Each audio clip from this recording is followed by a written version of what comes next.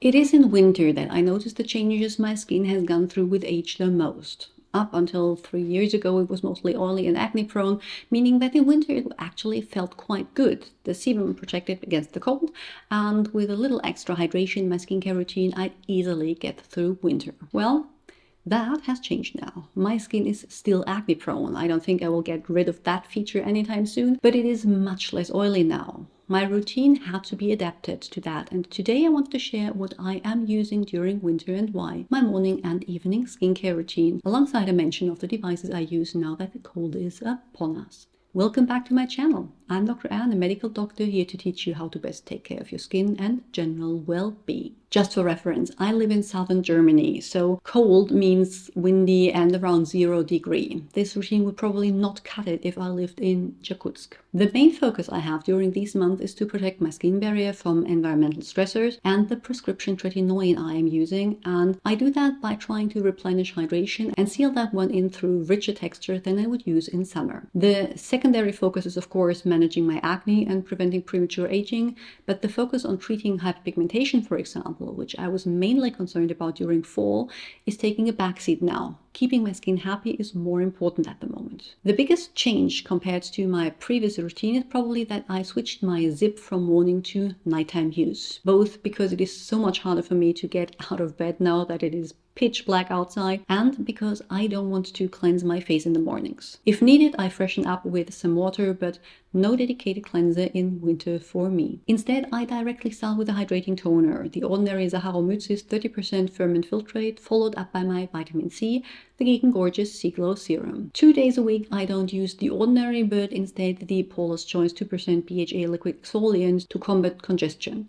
It is the only form of exfoliation I do over winter, but can't skip it completely unless I want to risk breakouts. After that had some time to sink in, I follow up with a second serum, this time a hydrating one, the timeless Matrixure Synthesis 6 serum. The added peptides obviously won't hurt, but it is the hydration I am mainly after. For eye cream, the Inkilist Caffeine Eye Cream. It is the same year round, and then the Real Barrier Intense Moisture Hyaluronic Cream. The brand has another much thicker cream with an almost identical name that comes in a jar, so don't get confused. This one here is lightweight but still quite hydrating. To finish my morning routine then, of course, sunscreen, one of the lovely hydrating options. I currently have the Beauty of Joseon Relief Sunrise Plus Probiotic SPF 50 Plus open. Now, if you decide to wear sunscreen in winter or to skip it is up to you and your circumstances. I am quite concerned about hyperpigmentation, which is triggered by UVA that is present year round, and I am outdoors pretty much every day because I cycle to the office or go on one of these mental health walks on the weekend, so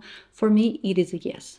I also don't really want to think about it every morning and decide new, so I just apply it every single day, and if I don't happen to leave the house, that extra layer won't hurt either. The first thing I always do is remove my makeup. There's barely a day I don't wear some, at least around the eyes, and the cleansing balm I am currently using is the Florasis Cordyceps Care Makeup Remover Cream. It is really lovely but also really pricey, so something I'll gladly finish but not repurchase. Then is the time to use my devices. I use my LED mask almost nightly and my zip around 5 times a week afterwards, just one of the short programs available on the app. This isn't something specifically helpful in winter, but more of a year-round thing.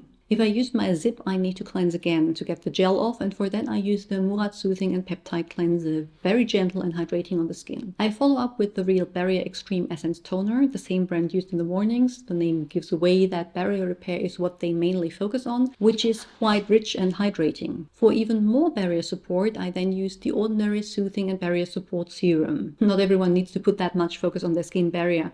I'm just extra careful because I know my Tretinoin makes me prone to irritation. Eye cream is again the same I use year round, the Murad Retinol Youth Renewal Eye Cream. What happens then depends on the night. I use my Tretinoin every other night, and to prepare for application I use a thick moisturizer, the Murad Daily Defense Cream. The rich texture means it provides a kind of barrier that buffers the Tretinoin applied on top, and with that method I'm able to keep the Tretinoin up every other night without irritation. If it isn't the Tretinoin night, I use the Nayod Copper Amino Isolate Serum 3 and also use a different cream that is rich but a little more lightweight than the Murad one, the Skin 104 Probio Cica Enriched Cream. There are 2 extras I wanted to mention, the La Roche-Posay Cica Plus Bombi 5 that I pull out whenever I feel my skin is starting to act up. That happens mainly around the mouth for me after I've been outdoors for a long time, and is usually prevented when I apply a layer of this. Not cosmetically elegant, but very effective. And the remedy for dark spots that I'm currently testing, and that goes on my chest. My chest isn't as exposed to the cold as the face thanks to my sweaters, and has quite a bit of sun damage because I used to be very careless with protection there, so I decided to keep the focus on hyperpigmentation there for now. Can't fully comment on it yet, but the review will be up eventually. For devices, I've recently started microneedling with the Cure system, and we'll talk about that in a separate video.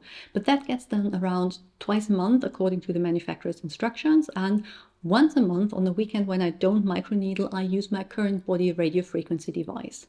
I am in the upkeep phase, so once a month is enough, but if you start to do it, it is recommended more frequently.